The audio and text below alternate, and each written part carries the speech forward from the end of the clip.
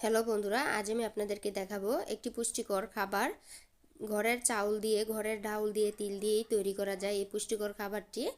এই খাবারটি খেলে অনেক ভালো লাগে। বেশিরভাগ গর্ভবতী মহিলারা এই খাবারটি খায়।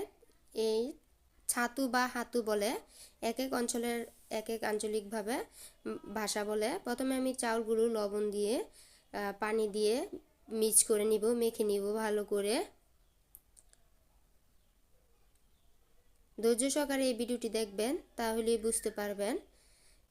কে কে এই ছাতু বা হাতু খেয়েছেন আমাকে কমেন্টে জানাবেন। আমি চাউলগুলো ভালো করে মেখে নিয়েছি, বসাই দিলাম একটা পাতিল। এখন আমি চাউলগুলো ভেজে নিব। পাতিলটা ভালো করে গরম করে নিতে হবে, তাহলে চাউলগুলো ভাজলে অনেক ফুলে যাবে।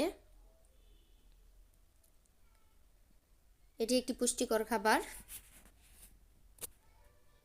চাউলগুলো ভাজা শেষ, এখন আমি ডালগুলো দিয়ে দিব।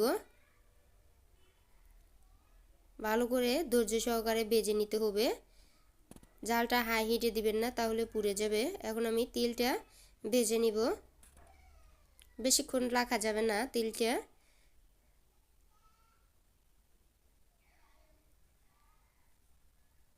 অনেক সুন্দর একটা গ্রান আসবে তিলটা দেওয়ার পরে, ভাজার পরে। এখন আমার তিলও ভাজা শেষ। এভাবে চাউল, তিল, মুসুরির ডাউল ভেজে নিব। ভেজে ঠান্ডা করে ব্লেন্ড করে নিব। দেখেন, মুসুরির ডালগুলো এভাবেই ভেজে নিতে হবে, তিলও। এখন আমি ব্লেন্ড করে নিব। আপনারা চাইলে একসাথেই সবগুলো মিক্স করে করতে পারেন, আবার চাইলে আলাদা আলাদাও করতে পারেন। আমি মিক্স করেই করে নিব। সকালে বা বিকেলে এই পুষ্টিকর খাবারটি খেতে পারেন। এখন আমি ব্লেন্ড করে নিব। তিল দিয়ে দিব, মুসুরি ডাল দিয়ে দিব।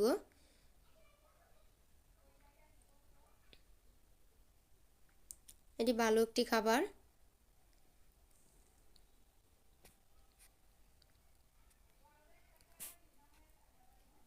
এখন আমি ব্লেন্ড করে হাতু বানাই নিলাম বা ছাতু বানাই নিলাম, এক এক ধরনের এক ভাষা।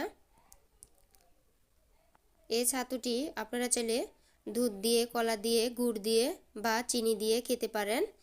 অনেক ভালো লাগে এই খানাটি খেতে। এখন আমার পরিবেশনের পালা। আল্লাহ হাফেজ।